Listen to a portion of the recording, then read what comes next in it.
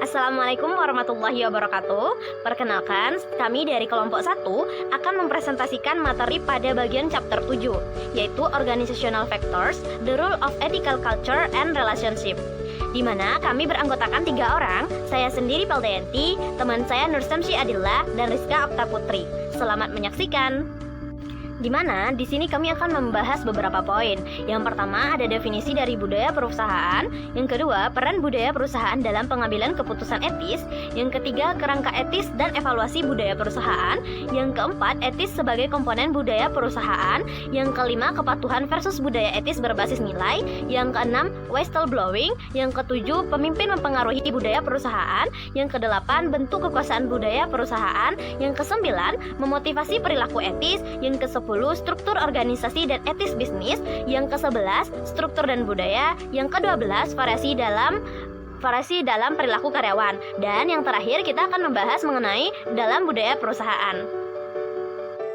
Nah, selanjutnya kita berbicara mengenai apa sih definisi dari corporate culture atau budaya perusahaan. Nah, budaya adalah kata yang biasanya digunakan orang sehubungan dengan negeri asal, bahasa, dan cara orang berbicara, jenis makanan yang mereka makan, dan berbagai kebiasaan lainnya. Banyak orang yang mendefinisikan kebudayaan sebagai kewarganegaraan atau kebangsaan. Nilai, norma, artefak, dan ritual semuanya berperan dalam kebudayaan. Semua organisasi, bukan hanya perusahaan, memiliki semacam budaya, dan karena itu kita menggunakan istilah budaya organisasi dan budaya perusahaan secara bergantian. Nah, sejarah perusahaan dan aturan tak tertulis adalah bagian dari budaya. Selama bertahun-tahun, para salesman IBM berpaut pada serangkaian standar tak tertulis untuk berurusan dengan klien. Sejarah atau ceritanya diturunkan dari generasi ke generasi dalam organisasi seperti tradisi yang terus ada dalam masyarakat pada umumnya. Karakteristik budaya perusahaan etis adalah dikodifikasi dalam bagian kepatuhan Sarbanes-Oxley 404. Bagian ini termasuk persyaratan bahwa manajemen memiliki efektivitas kontrol internal organisasi dan komisi audit kontrol ini oleh audit eksternal dalam hubungannya dengan audit laporan keuangan. Bagian 404 membutuhkan perusahaan untuk mengadopsi seperangkat nilai yang membentuk bagian dari budaya perusahaan. Penghapusan budaya perusahaan yang dimandatkan dimaksudkan untuk memberikan wawasan ke dalam karakter sebuah organisasi, etika, dan transparansi.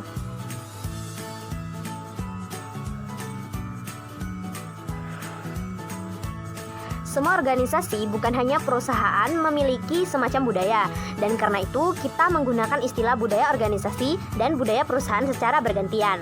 Nah, sejarah perusahaan dan aturan tak tertulis adalah bagian dari budaya. Selama bertahun-tahun, para salesman IBM berpaut pada serangkaian standar tak tertulis untuk berurusan dengan klien. Sejarah atau ceritanya diturunkan dari generasi ke generasi dalam organisasi seperti tradisi yang terus ada dalam masyarakat pada umumnya. Karakteristik budaya perusahaan etis adalah dikodifikasi dalam bagian kepatuhan Sarbanes-Oxley 404. Bagian ini termasuk persyaratan bahwa manajemen memiliki efektivitas kontrol internal organisasi dan komisi audit kontrol ini oleh audit eksternal dalam hubungannya dengan audit laporan keuangan.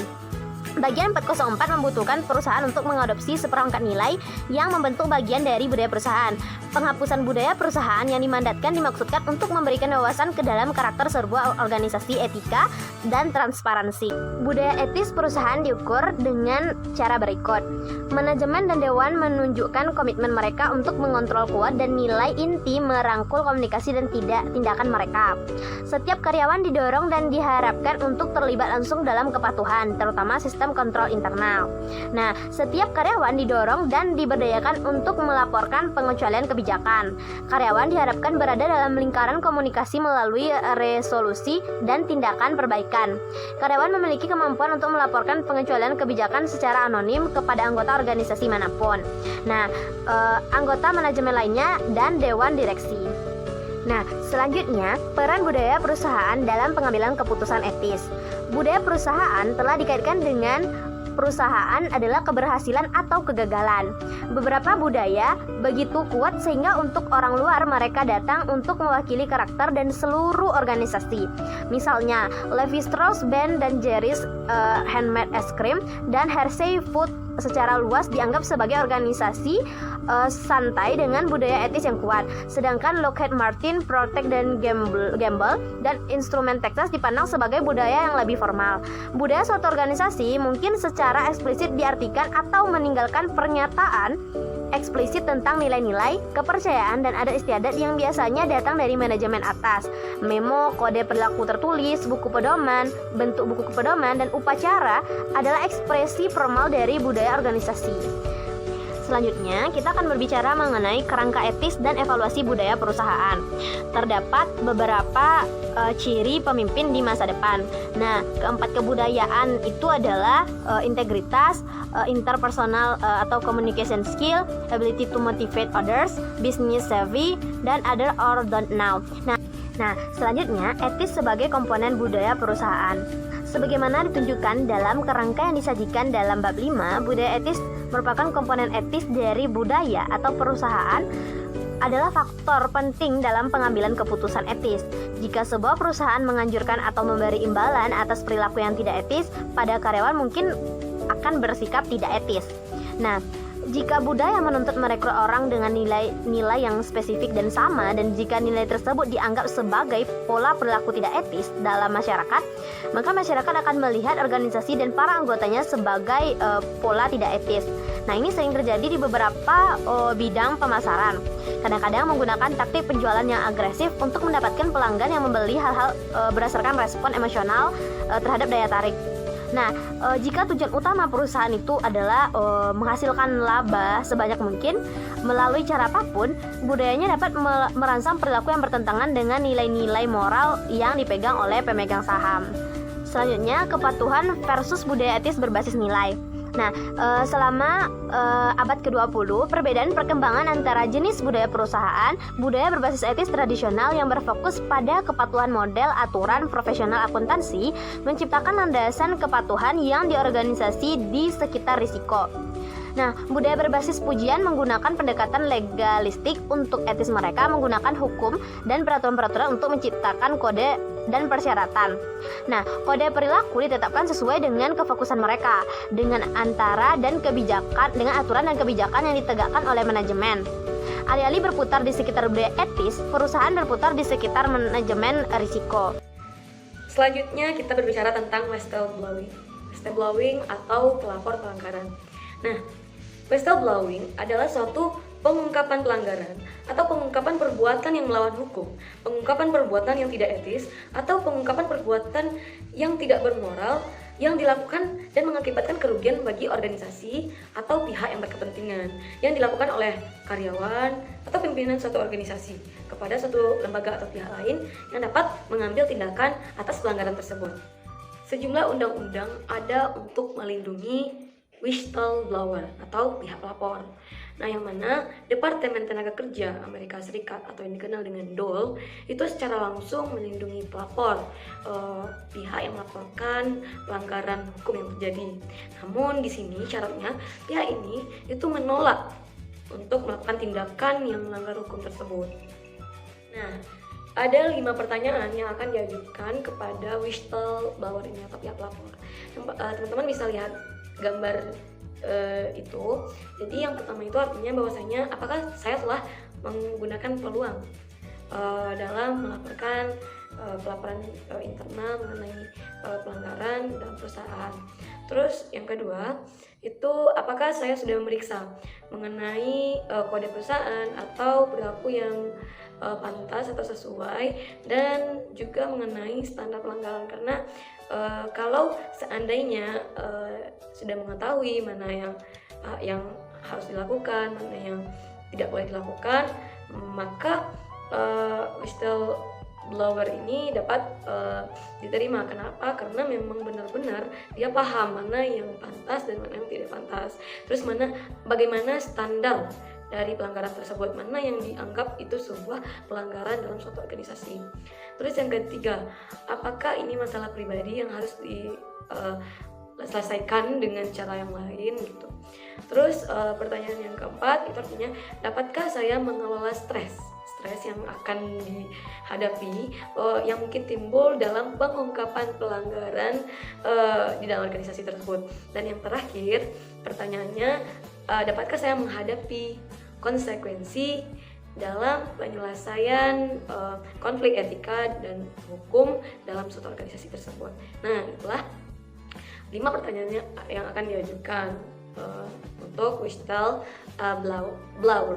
Jika whistleblower itu melaporkan atau menggambarkan suatu keadaan yang akurat dari kesalahan dalam suatu organisasi, dia tidak perlu takut karena Sarbanes-Oxley dan DODD Frank itu mengilegalkan atau melarang pokoknya mengilegalkan suatu tindakan memberhentikan, menurunkan, melecehkan, mengancam atau berhubungan dengan mendiskriminasi pelapor. Dan jika dia melanggar atau dia melaksanakan kegiatan tersebut, dia mengancam atau menurunkan whistleblower, maka dia akan dikenakan hukuman penjara 10 tahun. Nah, yang mana perusahaan publik harus mengikuti undang-undang atau aturan ini. Selanjutnya adalah pemimpin mempengaruhi budaya perusahaan. Nah, pemimpin itu sangat mempengaruhi bagaimana budaya dalam suatu perusahaan. Etis atau tidak etisnya tindakan yang ada dalam suatu perusahaan itu sangat terpengaruh atas tindakan yang dilakukan oleh suatu pemimpin. Nah, yang mana pemimpin yang efektif itu adalah pemimpin yang bekerja dengan baik untuk pihak yang berkepentingan dalam korporasi. Pemimpin yang efektif adalah pemimpin yang mana mempengaruhi pengikutnya untuk mencapai tujuan bersama dengan cara yang paling efektif dan efisien. Seperti Ken Lay dan Jeffrey Skilling, yang mana dia mengubah perusahaan Enron dari perusahaan pipa minyak dan gas kecil menjadi perusahaan yang terbesar atau entitas yang terbesar di industri. Yang hal tersebut dikarenakan dia merupakan imajinatif, inovatif, kreatif, dan memotivasi personelnya untuk mencapai tujuan tersebut. Namun kegagalannya dalam membentuk budaya perusahaan yang etis membuat perusahaan mengalami kerugian jangka panjang. Jadi memang sangat terpengaruh bagaimana suatu pemimpin. Jika pemimpin berjalan sesuai alur, mengikuti aturan hukum dengan tindakan secara etis, maka itu akan berdampak terhadap perusahaannya. Kenapa? Karena personelnya atau karyawannya terpengaruh, termotivasi karena kinerjanya yang baik, yang sesuai dengan peraturan. Sehingga jika karyawan sudah senang, maka dia akan bekerja termotivasi dan bekerja lebih keras lagi. Dan itu berdampak terhadap kinerja yang bagus untuk perusahaan di masa yang akan datang. Namun jika pemimpin bekerja melawan atau menentang hukum, tidak melakukan kegiatan yang etis, maka ada karyawan yang mungkin dia tidak menerima bahwasanya dia kegiatan itu yang dilarang. Jadi karena hal tersebut dia tidak termotivasi untuk bekerja dan tidak maksimal dalam pekerjaannya. Dan akhirnya dampaknya terhadap perusahaan, mungkin kinerjanya memburuk, bahkan mengalami kerugian yang jangka panjang, sesuai yang dialami dalam kasus Enron ini. Ini adalah bentuk kekuasaan dan budaya perusahaan.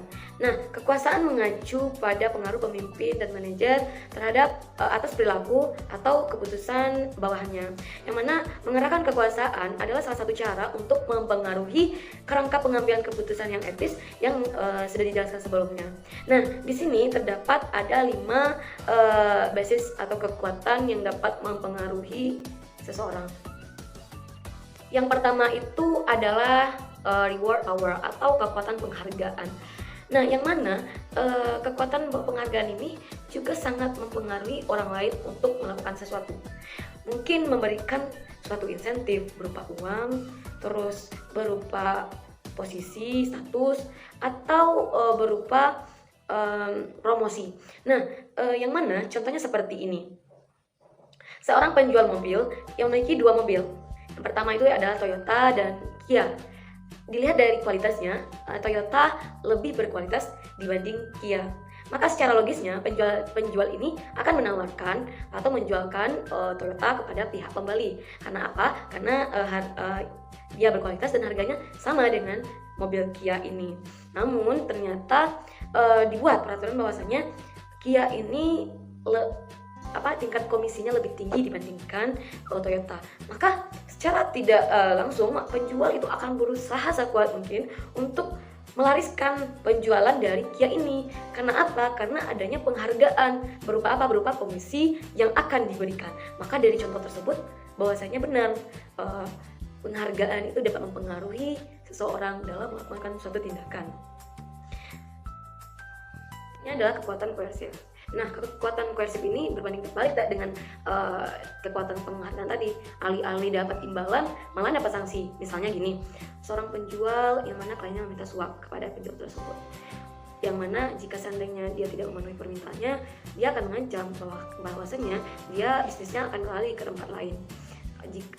Yang mana meskipun penjual itu percaya bahwasanya perbuatan itu tidak etis, namun bosnya bilang bahwasanya klien itu harus disenangi. Karena apa? Karena jika tidak, maka akan kehilangan promosi.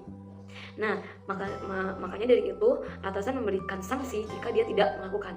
Jadi jika dia tidak melakukan tindakan tersebut, malah mendapatkan sanksi, bukan imbalan. Nah, bahkan jika ada orang yang tertekan dengan tindakan itu, tindakan yang selalu membuatnya bahwasanya ini tidak etis, maka jalan akhirnya itu adalah keluar dari pekerjaannya gitu. Nah, itu namun karena takut dengan hal tersebut, maka dia akan, karena takutnya dikenakan sanksi oleh bosnya, maka dia harus menepati pekerjaan tersebut, harus melakukan pelanggaran atau tindakan yang tidak tersebut.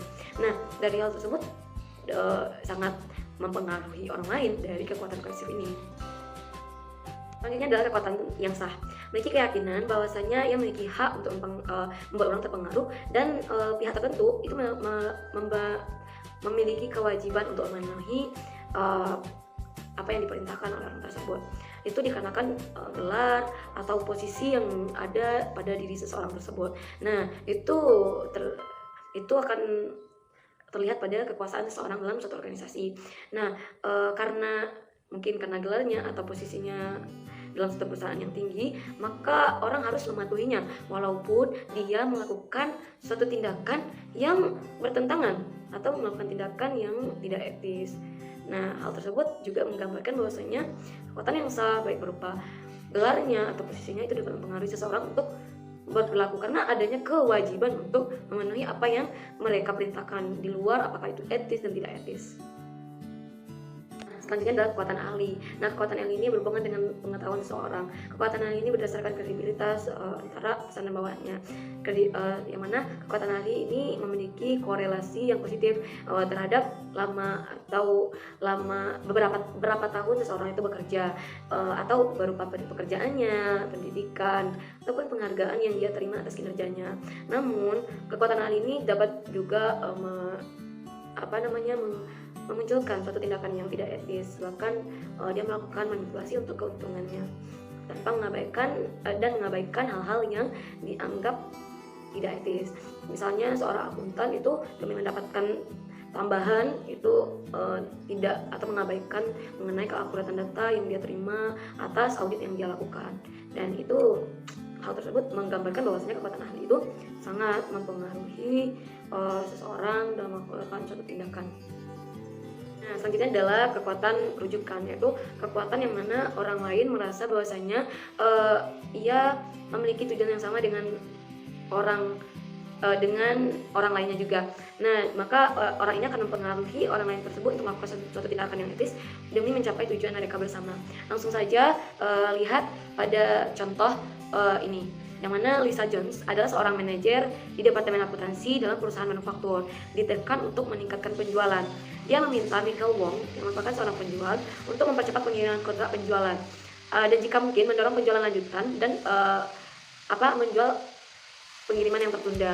Mika memprotes bahwa dia tidak akan melakukan itu. Kenapa? Karena itu merupakan tindakan yang tidak etis, dan dia tidak juga ingin memaksakan terhadap pelanggannya. Yang mana bisa memanfaatkan kekuatan koersif ini. Dia mengajak Michael untuk makan siang. Setelah itu dia mendiskusikan mengenai peningkatan penjualan tadi. Nah, yang mana dia juga akan mendiskusikan keuntungan yang dia dapatkan akan lebih cepat.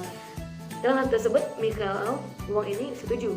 Akhirnya dia melakukan percepatan penjualan, terus pengiriman, sehingga dalam hal tersebut penjualan akhirnya meningkat di kuartal berikutnya. Nah, dari kegiatan tersebut bahwasanya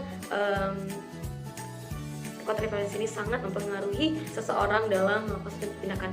Contohnya seperti Michael Wong tadi, bahwasanya dia awalnya menolak, dia tidak menerima melakukan tindakan tersebut. Kenapa? Karena dia tahu bahwa itu tidak etis, itu tidak pantas dilakukan, itu dilarang. Namun setelah diberikan rujukan seperti ini, setelah ini dapat ini, nanti akan diproses seperti ini, akhirnya dia terpengaruh dengan apa yang dikatakan Lisa tadi.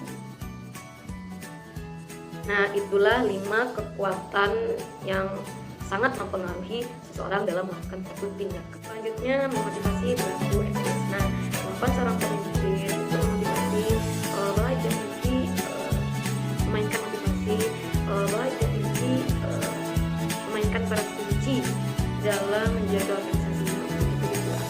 Nah, motivasi adalah kekuatan dalam diri individu untuk mencapai suatu tujuan. Nah, yang mana motivasi ini prestasi kerja dan dianggap sebagai fungsi dari kemampuan dan motivasi.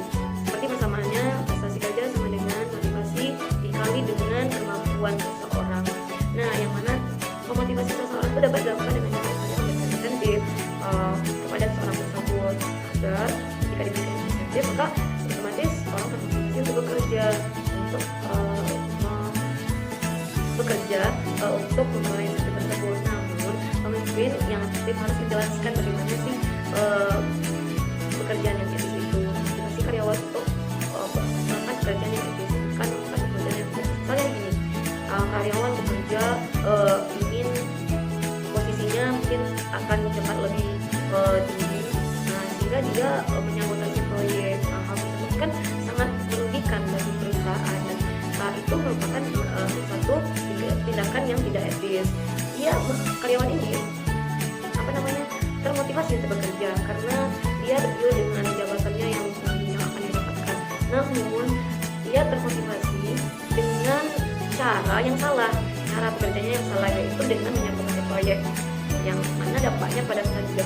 Nah, akhirnya dalam hal ini pemimpin harus menjelaskan bagaimana perusahaan karyawan itu harus menjalankan satu tindakan yang etis.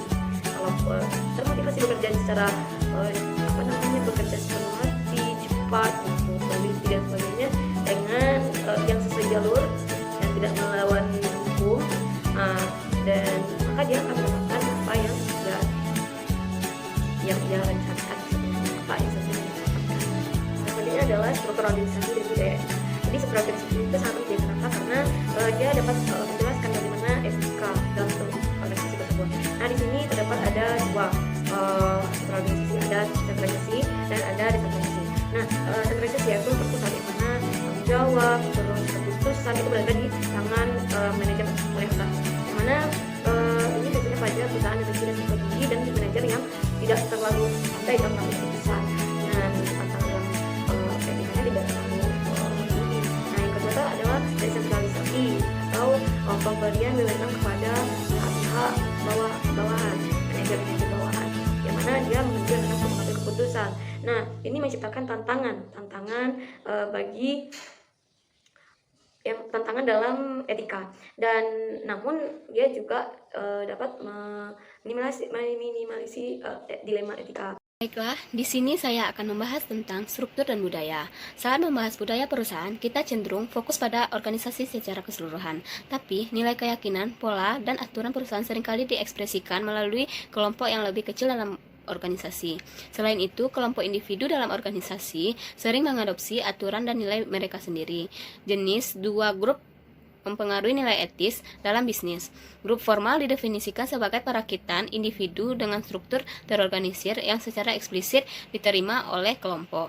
Kelompok informal didefinisikan sebagai 2 atau lebih individu dengan minat yang sama dengan keluar struktur organisasi yang eksplisit. Faktor organisasi, peran budaya etis, dan hubungan Anggota mungkin tidak berkomitmen atau bersedia untuk memikul tanggung jawab untuk keputusan kelompok. Pikiran kelompok mungkin muncul memungkinkan mayoritas untuk menjelaskan pertimbangan etisерasi pergi, meskipun banyak organisasi memiliki tanggung jawab keuangan, keragaman, personel, atau sosial. Bliti komites hanya sedikit organisasi yang memiliki komite yang khusus ditunjukkan untuk etika. Komite etika mungkin mengangkat masalah etika, menyelesaikan dilema etika dalam organisasi Zation, dan membuat atau memperbarui kode etik perusahaan. Proses pengambilan keputusan atas, bawah, diagonal, dan horizontal tidak harus mengikuti jalur komunikasi pada bagan organisasi perusahaan.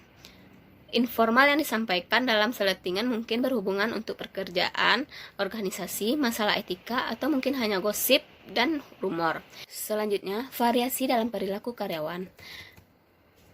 Karyawan tersebut dapat memilih untuk mengambil perlengkapan kantor dari pekerjaan untuk penggunaan pribadi jika satu-satunya hukuman yang mereka derita adalah membayar persediaan itu semakin rendah risiko tertangkap. Semakin tinggi kemungkinan 10% untuk tertangkap memanfaatkan perusahaan akan terlibat dalam aktivitas yang tidak etis. 40% pekerjaan lainnya mengikuti kelompok kerja dalam banyak hal.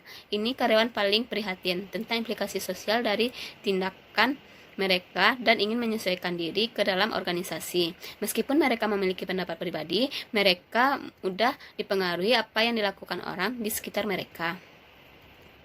Secara umum, anggota kelompok ini dipercaya bahwa nilai-nilai mereka benar dan lebih tinggi dari nilai-nilai orang lain di perusahaan, atau bahkan sistem nilai perusahaan. Ketika konflik etika ini muncul, individu memiliki kecenderungan untuk melaporkan kesalahan orang lain atau untuk berbicara saat mereka memandang aktivitas dalam perusahaan sebagai tidak etis. Akibatnya, anggota grup ini akan melakukan mungkin sebagai pelaporan rekan kerja yang mengambil perlengkapan kantor. Pentingnya variasi ini dalam cara individu berperilaku etis hanyalah faktor bahwa karyawan menggunakan pendekatan yang berbeda saat membuat keputusan etis. Karena masalah kemampuan yang sebagian besar kelompok kerja akan memanfaatkan suatu situasi atau setidaknya mengikuti kelompok kerja. Dalam budaya perusahaan, banyak orang merasa sulit untuk percaya bahwa budaya organisasi dapat memberikan pengaruh yang begitu kuat pada perilaku individu dalam organisasi. Dalam masyarakat kami ingin percaya individu mengontrol nasib mereka sendiri. Cara populer dalam memandang etika bisnis adalah dengan melihat itu sebagai refleksi dari filosofi moral alternatif yang digunakan individu untuk dilema moral pribadi.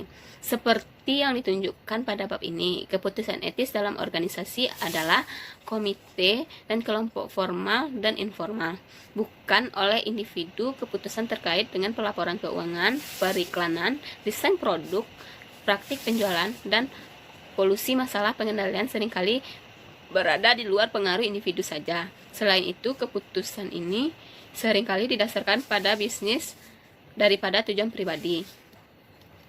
Dalam organisasi terpusat, otoritas pengambilan keputusan terkonsentrasi di tangan manajer puncak dan sedikit otoritas yang dideklarasikan ke tingkat yang lebih rendah. Baiklah teman-teman, itulah hasil presentasi dari kelompok kami. Kalau ada kata-kata yang salah kami mohon maaf. Akhir kata, Assalamualaikum warahmatullahi wabarakatuh.